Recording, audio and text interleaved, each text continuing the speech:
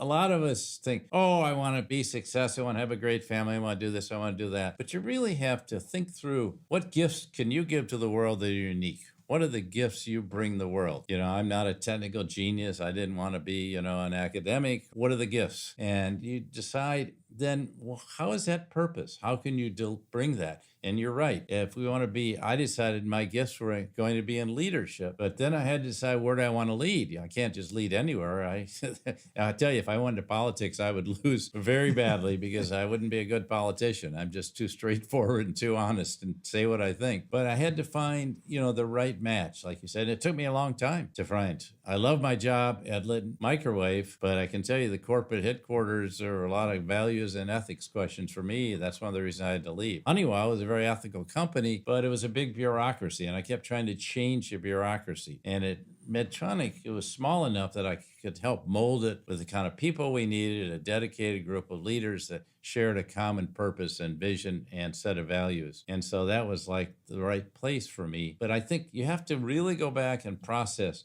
what's really important to you in life and figure that out to find your true north. And it really is the core essence of who you are. And see, when you're successful, you start to think you're better than you are. And when it all gets stripped away, as it did with me with those two deaths, I realized what's really important to me in life. And I said it's really relationships with people and helping other people learn how to lead and reach their full potential. So if I had a purpose today, I would say I do have a purpose. And my purpose, I'm not the guy designing the defibrillators or Medtronic or the stents, but I would like to think my purpose is to help people reach their full potential. And I've carried that over into the 2 decades I've been at Harvard Business School now.